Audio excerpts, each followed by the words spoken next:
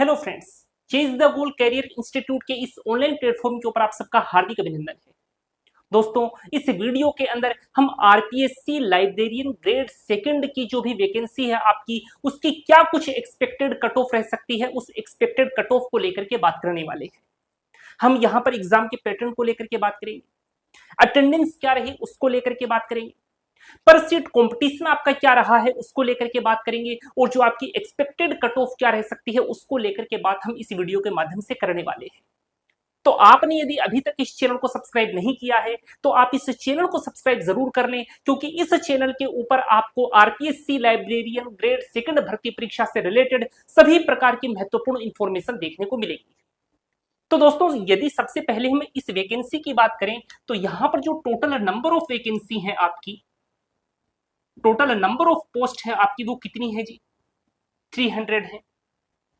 जिसमें जो non TSP area है, इस नॉन टीएसपी एरिया की 252 वैकेंसी, जो आपका टीएसपी एरिया है इस टीएसपी एरिया की 45 वैकेंसी, इसके अलावा जो सहरिया जनजाति है, इस सहरिया जनजाति की 3 वैकेंसी है। यानी कि कुल मिलाकर के नंबर ऑफ वैकेंसीज कितनी है अपनी? 300 वैकेंसीज है। यदि हम एग्जाम के पैटर्न की बात करें तो यहां पर अपने 2 पेपर हुए थे। एक तो पेपर फर्स्ट था जो आपका जीके का था, एक आपका पेपर सेकंड था जो लाइब्रेरी साइंस का था। तो यहां पर जो जीके का पेपर था इसके अंदर 100 क्वेश्चन पूछे गए, जो आपका पेपर सेकंड था इसके अंदर भी 100 क्वेश्चन पूछे गए, और ये जो दोनों पेपर थे आपके, ये 200 नंबर का था और ये भी 200 नंबर का था। यानी कि कुल मिलाकर के जो आपका पेपर था वो दोनों पेपर कितने नंबर के थे? 400 नंबर के थे। और यहां पर दोनों पेपर देने कंपलसरी है, आपको पेपर फर्स्ट भी देना है और पेपर सेकंड भी देना है। अब कई स्टूडेंट के माइंड में ये डाउट आ रहा है कि इन दोनों पेपर के अंदर कंबाइंड रूप से 40% लाने कंपलसरी है या फिर अलग अलग 40% लाने कंपलसरी है। तो यहां पर जो मिनिमम क्वालिफाइंग मार्क्स हैं वो यहां पर भी आपको 40% लाने होंगे, पेपर फर्स्ट में भी 40%, और जो पेपर सेकंड है वहां पर भी आपको 40% लाने होंगे। तो ये जो 40% का क्राइटेरिया है ये है आपका general category, EWS category, MBC और ओबीसी कैटेगरी के लिए। और पेपर सेकंड में जो 40% का क्राइटेरिया है ये भी इन कैटेगरीज के लिए है। लेकिन जो एससी और एसटी की कैटेगरी है उनको 5% का यहाँ पर रिलैक्सेशन मिला है। उनको इन दोनों पेपर के अंदर इसमें आपके 35% लाने हैं, और जो पेपर सेकंड है उसमें भी आपको 35% लाने कंपलसरी है। 1/3 नेगेटिव मार्किंग भी यहाँ पर रखी गई थी। इसके अलावा जो 5वां ऑप्शन है, कई बार क्या होता है जब भी रिजल्ट आए तो आप देख लिया करो कि काफी कैंडिडेट ऐसे होते हैं जो 10% से ज्यादा क्वेश्चंस के अंदर गोले नहीं भरने के कारण अयोग्य घोषित हो जाते हैं। तो जिन कैंडिडेट्स ने 10% से ज्यादा क्वेश्चन दोनों पेपर को मिला करके, जैसे यहां पर 100 क्वेश्चन है ना, तो आपने 10 क्वेश्चन ऐसे छोड़ दिए जिसके अंदर आपने कोई गोला नहीं भरा तो आपको अयोग्य घोषित किया जाएगा। ऐसा ही इस पेपर सेकंड के साथ है। यहां पर भी आपने यदि नंबर ऑफ क्वेश्चंस के 10% गोले नहीं भरे तो उस केस में आपको अयोग्य घोषित किया जाएगा। यदि आपने 2 या 3 क्वेश्चंस के अंदर गोले नहीं भरे हैं तो आपके पर क्वेश्चन 1/3 नेगेटिव मार्किंग की जाती है।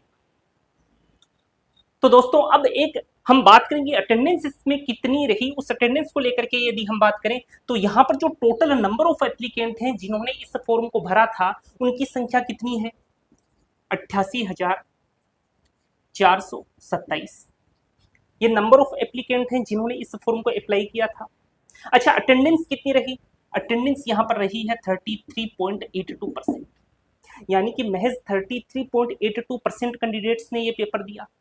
कितने हो गए इसका? 33.82% कैलकुलेट करोगे तो आ जाएगा 29,903, यानी कि 29,903 उन कैंडिडेट्स की संख्या है जिन्होंने इस पेपर को दिया है।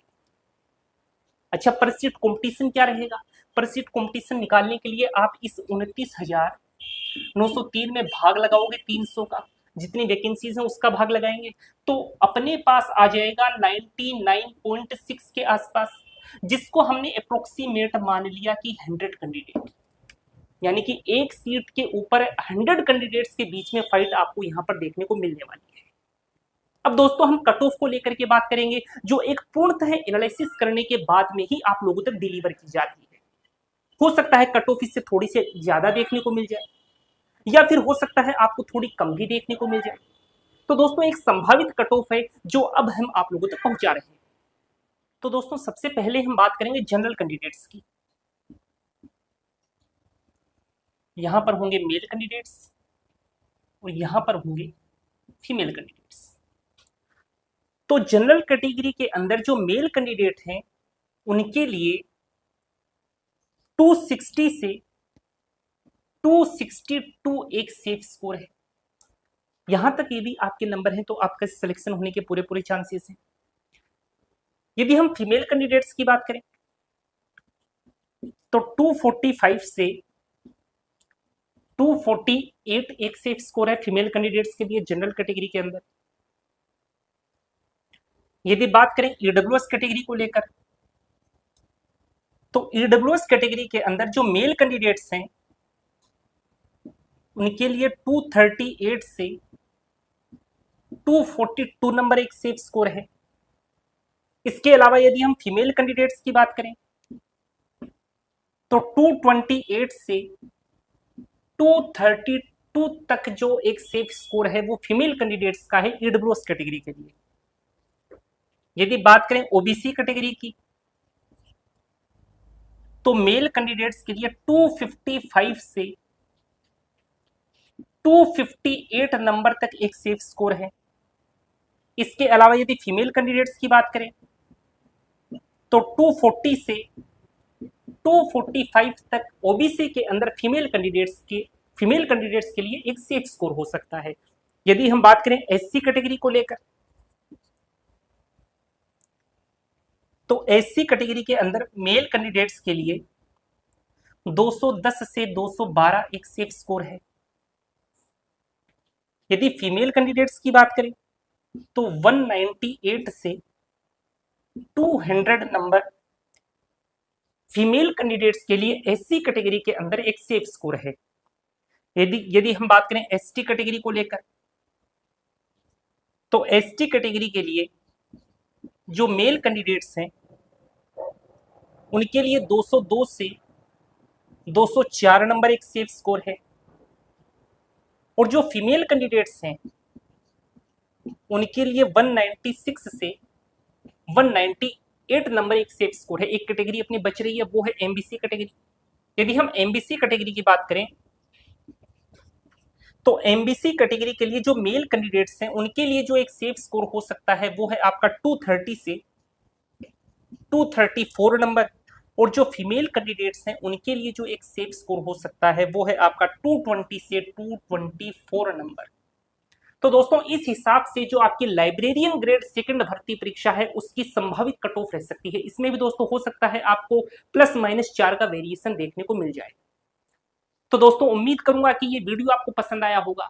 यदि वीडियो आपको पसंद आया है तो आप इस वीडियो को लाइक जरूर कीजिए। चैनल के ऊपर यदि आप नए हैं तो इस चैनल को सब्सक्राइब जरूर कर लीजिए, क्योंकि इस चैनल के ऊपर आपको आरपीएससी लाइब्रेरियन ग्रेड सेकंड भर्ती परीक्षा से रिलेटेड सभी प्रकार की महत्वपूर्ण लेटेस्ट इंफॉर्मेशन देखने को मिलेगी। तो दोस्तों हम मिलेंगे एक और शानदार से वीडियो के साथ, तब तक के लिए धन्यवाद दोस्तों।